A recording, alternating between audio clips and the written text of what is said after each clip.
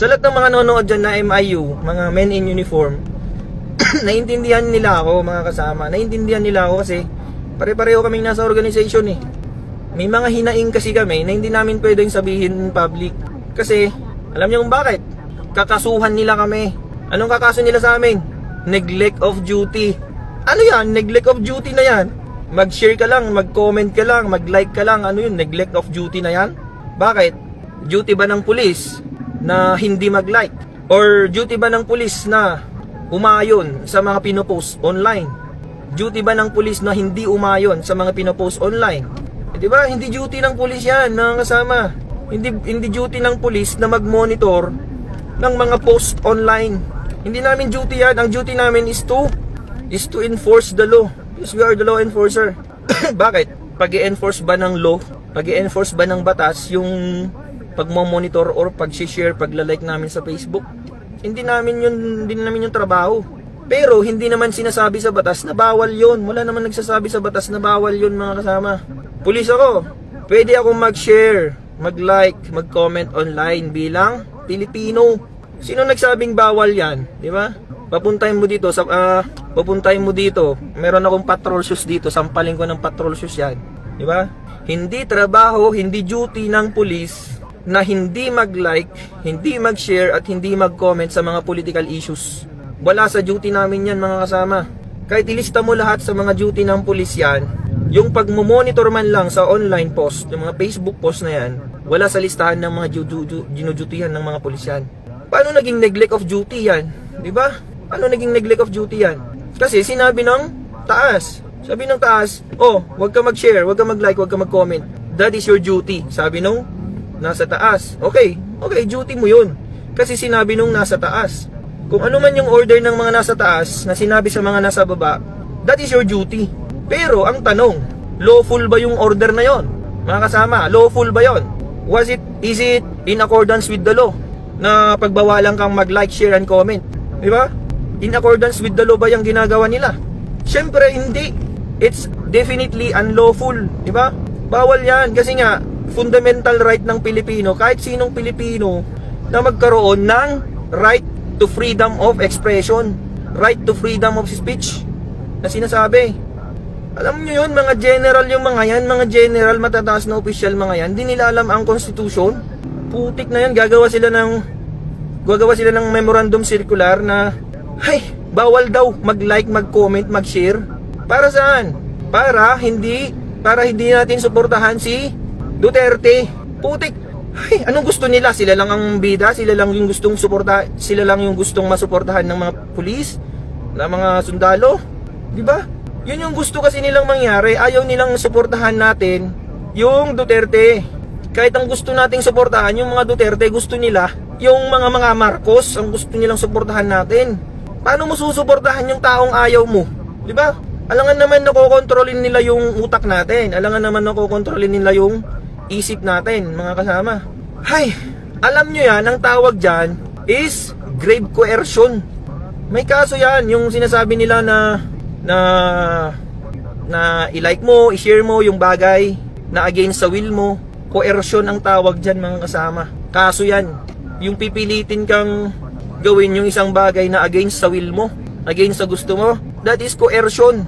Diba? Subukan nila akong pag-explainin yan, sasabihin ko yan sa harap nila. Baka ako pa yung puposas sa taong yan.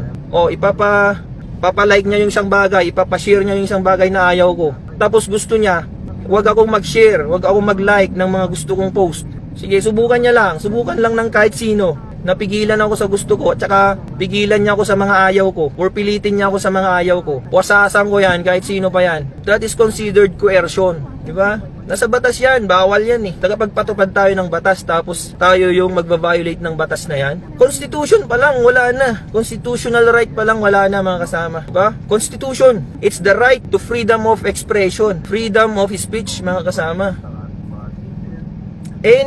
Kahit anong batas, kahit anong memorandum, kahit anong order yan, kung hindi sang-ayon sa Constitution, that's considered void and invalid. Mga general pa kayong tinuringan, di nyo alam ang Constitution. Lecturean ko kayong lahat dyan eh. Kaya nyo marinig nila to. Ayan nyo, ipanood nyo nga sa kanila to. Patrolman ang magle-lecture sa kanila. Lecturean natin sila ng mga constitutional right para hindi naman nila binabiolate, para naman irespeto nila yung mga rights natin. Pulis ka, general ka, mga pinuno ka ng organisasyon, di mo alam yan? Animab ba? Oh, kita na yung mukha ko ngayon, nagpapakita na ako sa camera para malaman nila na ako yung nagsasalita sa likod nito, sa harap nito.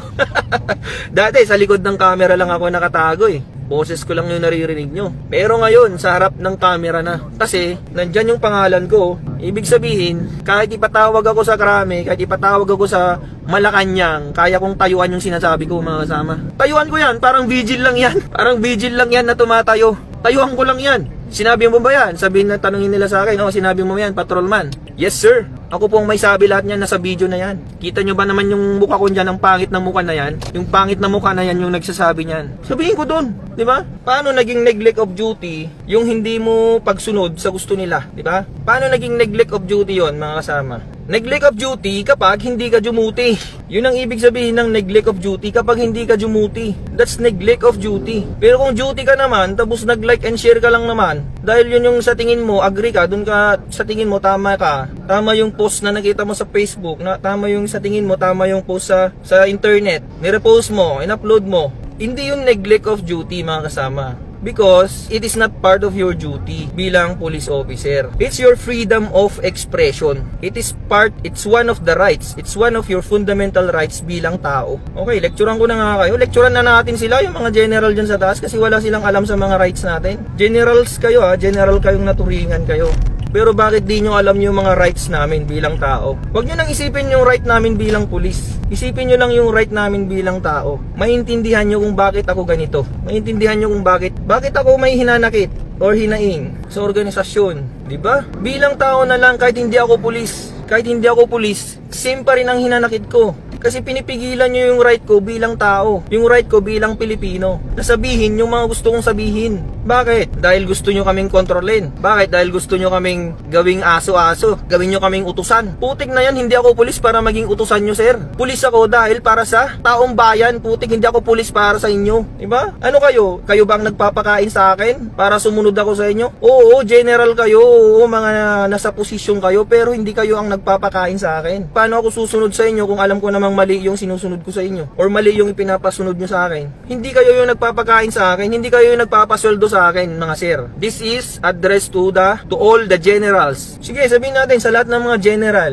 ng PNP sa organization natin sa lahat ng mga general dyan na nakikinig. Sir, sabihin ko sa inyo hindi po kayo ang nagpapasweldo sa amin. Hindi po kayo ang nagpapakain sa akin. Pera ng taong bayan yung ginagamit natin, yung sinasahod natin. Pare-pareho tayo, pinapalamon tayo ng taong bayan. Kaya wag mong sabihin sa akin, sir, na kailangan kitang sundin kahit alam kong mali yung sinasabi mo. Ba't ako susunod sa'yo? Kung alam kong mali yung sinasabi mo, sir, ba't ako susunod sa'yo? Di mo ata alam, sir, pareho tayong pulis. Di ba? Kahit general ka, kahit patrolman ako, pareho tayong pulis. Walang kwenta yung ranggo mo, sir, sa ranggo ko. Pagdating sa prinsipyo, di ba? General ka lang, nauna ka lang Nauna ka lang kasing pumasok sa PNP, kaya general ka na ngayon. Antayin mo ako, tignan natin. Antayin mo ako ng ilang taon, magiging general din ako. Nauna ka lang sa serbisyo, kaya ganyan ka. Pero pangako ko sa iyo, sir, pangako ko sa inyo, sa lahat ng mga general dyan na may mga star, never akong mag-uutos sa mga patrolman, sa mga korporal, ng mga hindi sang-ayon sa batas na utos. Para saan? Para sa pera? Para saan? Para sa power? Never kong gagawin yan, mga sir.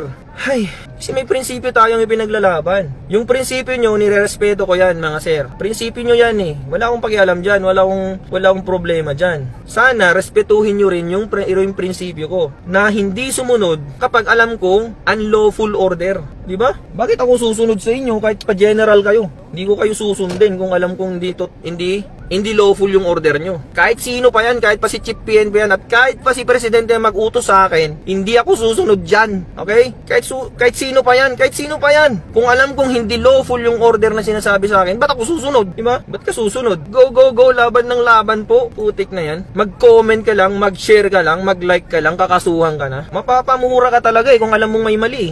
Hay! Medyo yung dibdib ko kabado. Parang ang dami kong gustong sabihin, mga kasama. Ang dami kong gustong sabihin. Kaso kahit nagsabi ako dito, hindi naman nila naririnig. Hindi naman nila ako napapakinggan. So paano yan? Siguro i-record nyo na lang tong live ko. Isampal nyo sa mukha nila tong video ko, para naman maramdaman nila yung pinaglalaban natin. Utik, order to explain kayo dyan. That order to explain, mga sir, ulitin ko sa inyo ha, the order to explain, that is not a lawful order. Order to explain kayo dyan, hindi nyo alam eh. Unlawful yung order na yan, mga sir. Paano ako susunod dyan? Sige, hamunin ko kayo, orderan nyo ako ngayon. Order to explain, Patrolman Fontillas, why are you posting support to Rodrigo Duterte? Sabihin nyo yan, ilagay nyo sa order nyo yan. Order to explain. Never kong gagawin yan, never kong i-explain yung sarili ko. Bakit? Hindi gawan nyo ulit ako ng order. Why not complying with the order to explain? Gawan nyo ulit ako ng order. Oh, sige. Ginawan nyo ako ng order to explain, hindi ko ginawa. Gawan nyo ulit ako ng order to explain why I didn't explain in the first order. Sige, orderan nyo ako ng pinakamaraming order na alam nyo. Kapag hindi na naman ako sumagot sa pangalawang order to explain na yan, orderan nyo ulit ako ng pangatlong order. Order to explain why you didn't explain on the next order to explain on the first order. So tatlong order na yan, mga kasama. Hindi ko sinunod lahat. Ba't ako susunod dyan? Diba? Hindi nga lawful yung order na yan eh. It's against the law. What law is the basis? What basis? What law? Ang ginawa kong basis dyan. Bakit sinabi kong unlawful? Because the memorandum circular na sinabi nila, na naging basis nila ng order to explain na yan, is definitely unlawful. Diba? Hindi yun lawful. The memorandum circular na sinabi na bawal tayo like, comment, and share sa mga posts about kay Duterte, that memorandum itself is not lawful. It's unlawful. So bakit ako susunod sa memorandum na yan kung alam kong hindi lawful yan? Diba?